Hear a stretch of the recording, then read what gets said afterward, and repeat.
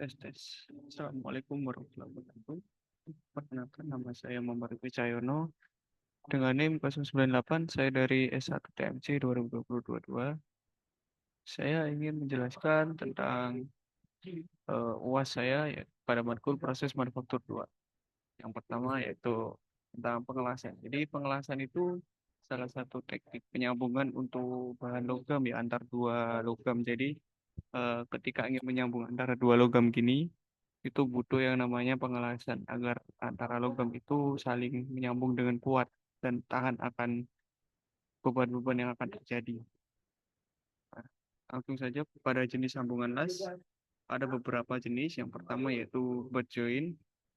Untuk butt joint sendiri adalah sambungan sebidang yang paling sederhana yang biasa digunakan pada penyambungan-penyambungan logam seperti pagar atau jemuran baju juga bisa. Nah, penyambungan butt joint itu diletakkan secara sejajar posisinya. Nah, lalu nanti lasnya ditaruh di las di bagian sininya. Jadi ketika udah tersejajar seperti ini, lalu disambung seperti itu. Lalu yang selanjutnya ada lap joint, yaitu yang B. Lap joint itu diletakkan, objeknya diletakkan seperti ini di atasnya, lalu dilas di antara atas dan bawahnya ini, di sininya, di sininya. Ini.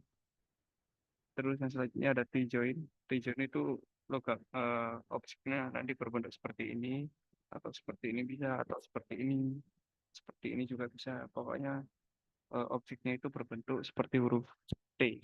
T. Nah, untuk kelasnya nanti dilakukan pengelasan di area sininya. Jadi antara ini objek satu, ini objek dua dibentuk seperti T. Nah, ketika menempel seperti ini baru dilas. Yang selanjutnya ada corner join. Corner join itu berbentuk seperti seperti ini, begini. Nah, jadi dilasnya itu pada ujung objek pengelasannya di ujungnya. Berbeda dengan T-join kan seperti ini. Kalau corner join itu seperti ini di ujung objeknya. Nah, berbeda lagi dengan edge join. Edge join itu sambungan sisi dengan penyambungan dua bagian objek diletakkan sejajar dengan tinggi yang sama. Jadi maksudnya tuh seperti ini. Kan ini ada dua objek. Nah, nanti diletakkan kayak gini. Biasanya buat objek-objek yang punya miringnya ke sana atau ke sana juga disambung kayak gini sejajar. Nanti di bagian sininya. Oke. Lalu selanjutnya ada tahapan-tahapan untuk pengelasan. Yang pertama yaitu wajib membersihkan bahan yang akan dilas. Biasanya pakai sikat baja atau bisa juga pakai apa namanya? Pakai kalau buat cuci piring itu yang serabut besi, nah itu juga bisa. Terus yang kedua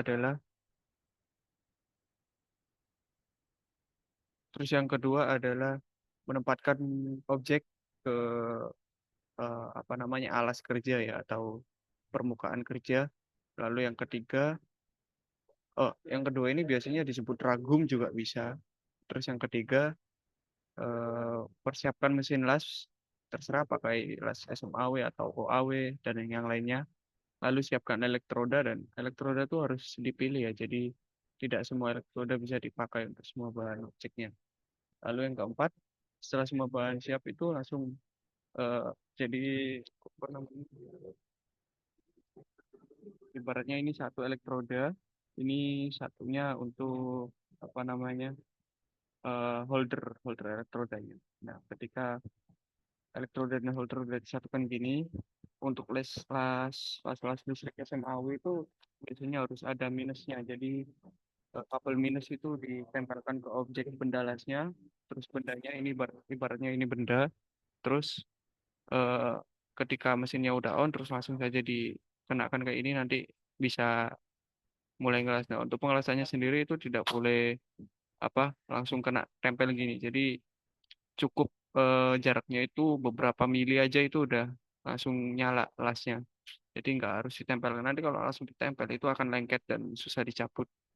Jadi nanti ngelasnya harus pelan-pelan, nyari feel-nya dulu. Terus selanjutnya Jangan lupa juga sebelum melakukan pengelasan tuh pakai APD. Nah, jadi ada masker pelindungnya atau helm atau biasa orang-orang bilangnya kedok las ya. Kedok las juga lebih baik daripada kacamata las. Biasanya kedok las dipakai untuk ngelas objek-objek yang tebel ya. Terus selanjutnya periksa hasil pengelasan untuk memaksimalkan nanti kekuatan sambungannya bagaimana. Terus selanjutnya adalah konsep-konsep penyambungan las. Yang pertama itu ada fillet weld dan groove weld. Fillet weld sendiri adalah salah satu jenis las yang memiliki penampang segitiga kasar. Metode penyambungan yang sangat hemat biaya. Sambungan ini lebih sulit dilakukan karena hasil lasan lebih besar dari yang seharusnya, yang dapat mempengaruhi ketahanan sambungan itu sendiri. Selanjutnya ada groove weld, yaitu peletakan antara dua objek logam yang membentuk alur atau kampuh seperti yang ada di gambar ini. Jadi ini objek bendanya yang akan dilas. Lalu ini pakan lasnya di sini. Model lasnya kayak begini. Lalu yang selanjutnya ada perlakuan panas pada saat pengelasan. Jadi perlakuan panas saat pengelasan itu juga terjadi ya. Di sini juga terjadi heat transfer, yaitu tujuannya kita harus menganalisa ini juga untuk mengendalikan sifat mekanis dan struktural pada logam tersebut, terlebih untuk memaksimalkan hasil kekuatan sambungannya. Nah, yang pertama itu ada preheating. Preheating itu proses pemanasan sebelum pengelasan. Jadi sebelum mengelas itu juga harus dipanaskan juga ya elektrodanya. Tujuannya itu untuk mengurangi tegangan termal yang dihasilkan antara suhu dengan daerah yang dengan objek yang akan dilas, yang akan disambung. Nah, setelah pengelasan selesai, juga ada namanya post weld heat treatment. Jadi tujuannya adalah untuk mengurangi tegangan sisa dan meningkatkan sifat mekanis serta kekuatan struktural dari sambungan las.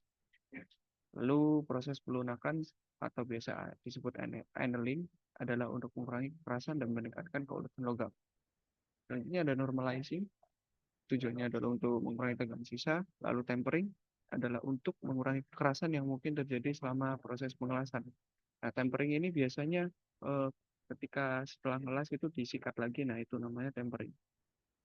Lalu selanjutnya ada posisi pengelasan untuk flat, horizontal, dan vertikal. Posisi flat itu posisi permukaannya itu diletakkan secara mendatar dan objeknya itu ada di bawah permukaannya. Jadi ibaratnya kayak biar si objek itu nggak terlalu goyang. Lalu ada posisi horizontal, permukaan las dalam posisi horizontal, tapi arah pengelasannya melintasi permukaan. Jadi ngelewatin si permukaan itu. Selanjutnya ada posisi vertikal, yaitu posisi permukaan adalah tegak dan pengelasan dilakukan dari bawah. Nah, ini adalah perlengkapan keselamatan untuk pengelasan, ada helm dan apron ya. Nah, untuk helm sendiri itu untuk melindungi cipratan api. Terlebih lagi untuk kilat dari pengelasan ya. Jadi itu sangat-sangat bisa melukai mata atau bisa menjadikan buta.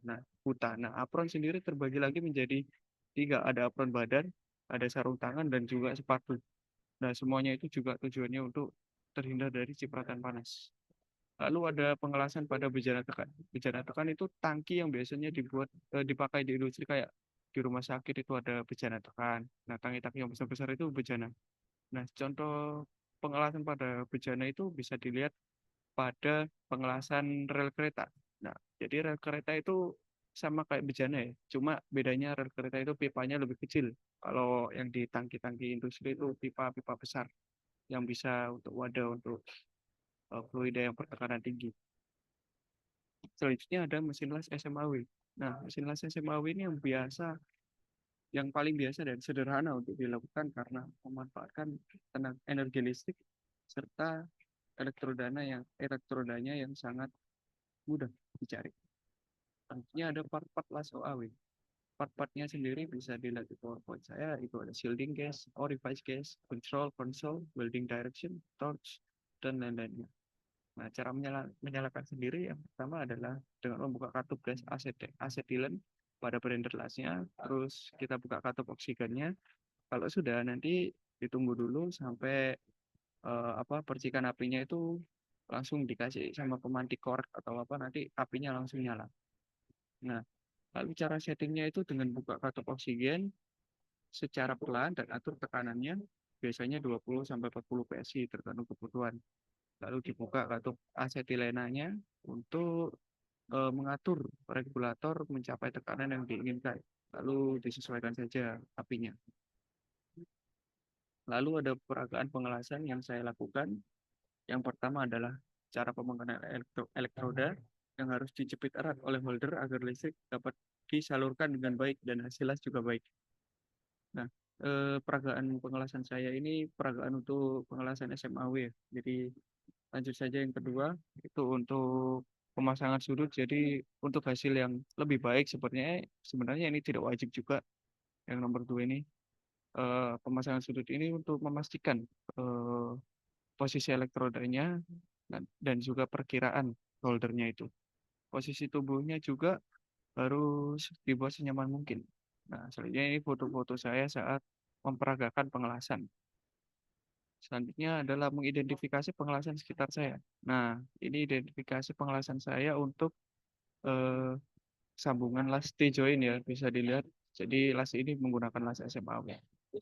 Oke, cukup. Terima kasih. Wassalamualaikum warahmatullahi wabarakatuh.